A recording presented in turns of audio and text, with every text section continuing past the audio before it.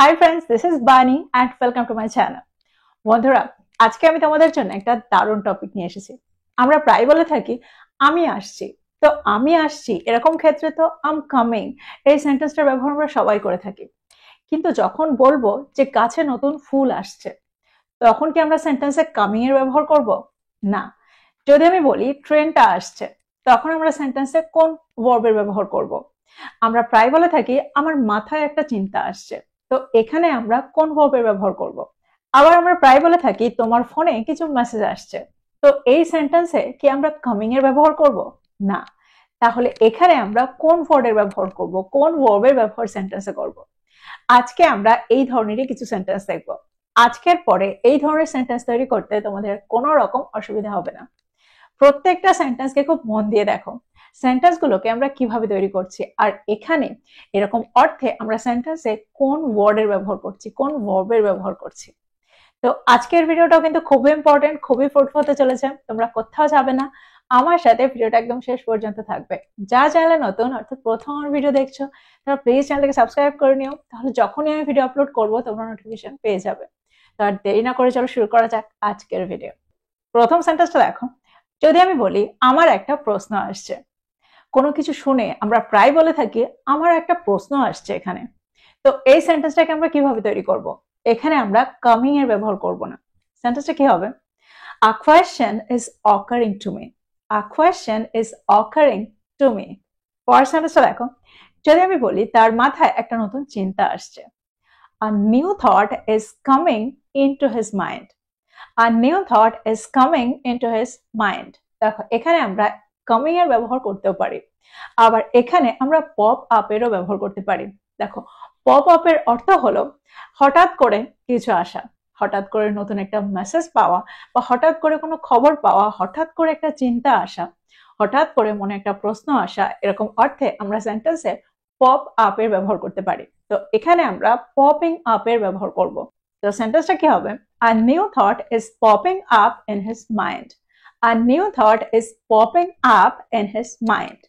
আমরা এটাও বলতে পারি a new thought is popping into his mind. Both are correct. যদি আমি বলি একটা দ্রুত উত্তর আমার মাথায় আসছে, a quick reply is forming in my mind.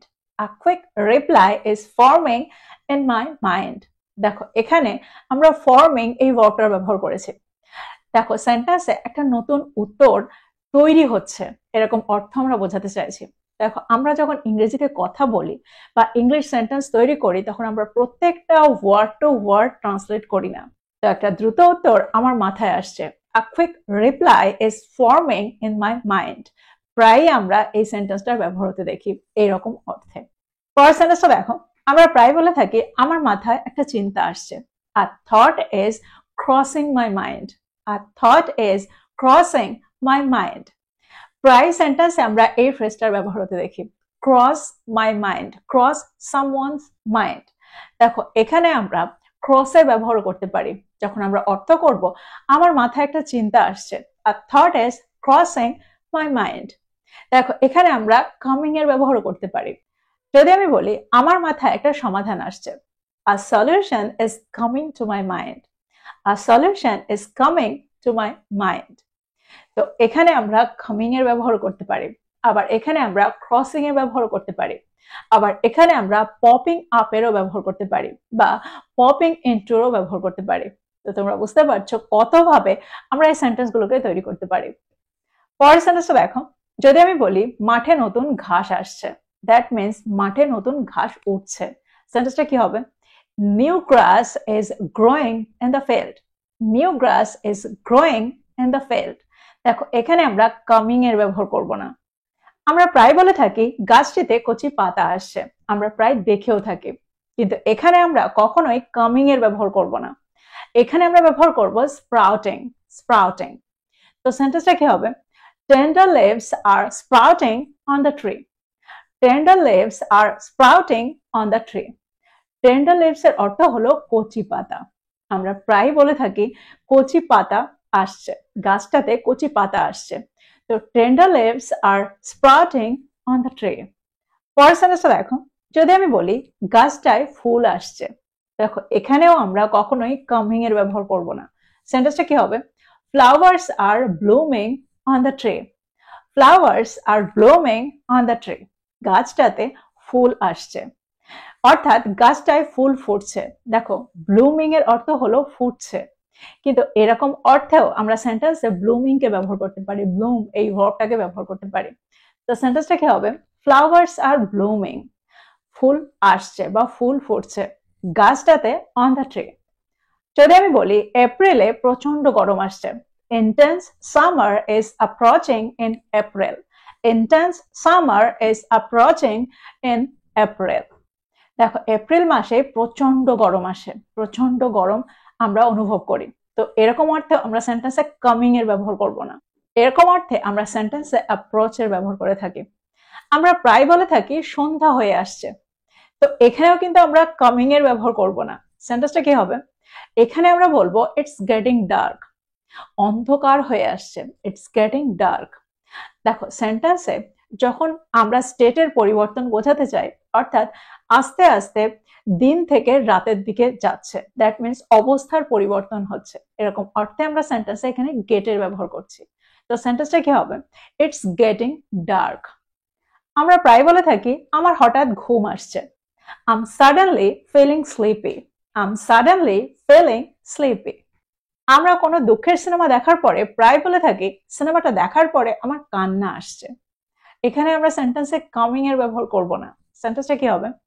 I feel like crying after watching this movie.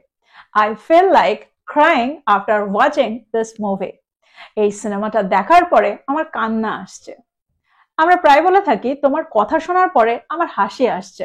That means তোমাকে শুনে আমার হাসি আসছে। সেন্টেন্সটা কি হবে? I feel like laughing after hearing you. I feel like laughing after hearing you.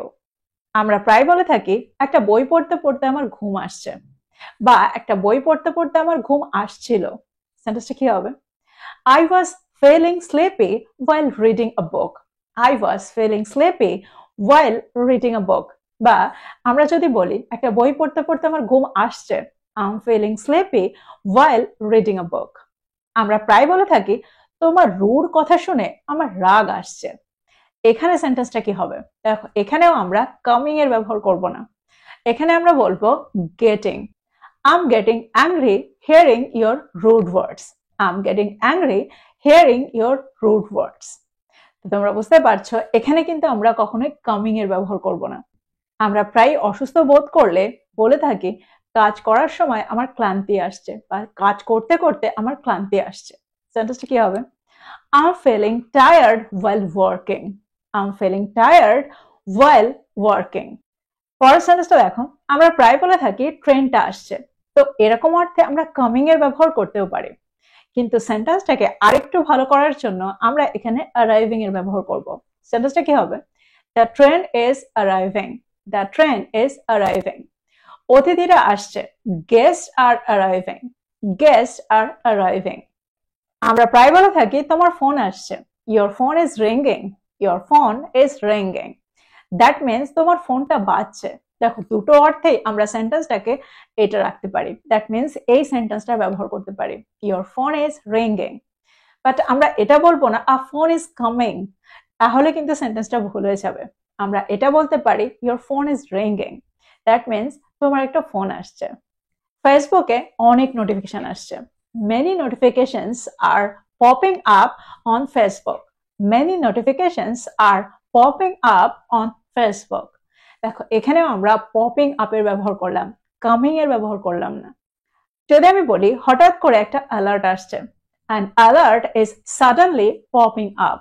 An alert is suddenly popping up. তো তোমরা বুঝতে পারছো এই ধরনের সেন্টেন্স গুলোকে আমরা কিভাবে তৈরি করব। আমরা প্রায় বলে থাকি শীঘ্রই তার জন্মদিন আসছে, বা তার জন্মদিন শীঘ্রই আসছে। এখানে আমরা কামিং আপ এর ব্যবহার করতেও পারি। সেন্টেন্সটা কি হবে? His birthday is coming up soon. His birthday is coming up soon. সামনে একটা নতুন বছর আসছে। A new year is approaching ahead. A new year is approaching ahead. যদি আমি বলি একটা ভালো সুযোগ আসছে, a good opportunity is coming up. বা আমরা এটাও বলতে পারি a good opportunity is approaching. তাহলেও সেন্টেন্সটা সঠিক। আমরা প্রায় বলে থাকি আমার পরীক্ষা চলেই এসেছে। দ্যাট মিনস আমার পরীক্ষা একদম সামনে। সেন্টেন্সটা কি হবে? মাই exam is around the corner. My exam is around the corner. দেখো, অ্যারাউন্ড দ্য কর্নার এটা হলো একটা ইডিয়াম, যার অর্থ হলো একদম এসেই গেছে, খুব শীঘ্রই এটা হতে চলেছে। এরকম অর্থে আমরা সেন্টেন্সে এই ইডিয়ামটা ব্যবহার করব। তো আমার মনে হয় তোমরা বুঝতে পারছো সেন্টেন্সে আমরা অ্যারাউন্ড দ্য কর্নারকে কোন অর্থে ব্যবহার করছি। তো এই ছিল কিছু সেন্টেন্স যেখানে আমরা কামিং এর ব্যবহারের জায়গায় অন্য ওয়ার্ডের ব্যবহার করতে পারি, বা কোনো কোনো ক্ষেত্রে আমরা সেন্টেন্সে কামিং এর ব্যবহার একদমই করব না, অন্য ভার্বের ব্যবহার সেন্টেন্সে করব। তো আমার মনে হয় প্রত্যেকটা সেন্টেন্সকে তোমরা বুঝতে পারলে, প্রত্যেকটা ওয়ার্ডকে তোমরা বুঝতে পারলে। তো প্রত্যেকটাকে নোট ডাউন করো, আর এগুলো দিয়ে প্রচুর সেন্টেন্স তৈরি করো, আর সেগুলোকে প্রতিদিন ব্যবহার করো। এই সেন্টেন্স গুলোকেই তোমরা নোট ডাউন করো, আর এগুলোকেই তোমরা তোমাদের কনভারসেশনে ইনক্লুড করো। দেখবে খুবই সহজে it's coming, it's coming, it's coming এটা বন্ধ হয়ে যাবে, আর তার জায়গায় এই ওয়ার্ড গুলো মুখে চলে আসবে। তো এই ছিল আজকের ভিডিও, এই ছিল আজকের টপিক। ভিডিওটা ভালো লাগলে লাইক করতে ভুলে যেও না, বন্ধুদেরকে শেয়ার করো যারা ইংরেজি শিখছে। So this is all about today. I will be back with another video. Till then, take care. Thank you for watching this video. Bye bye.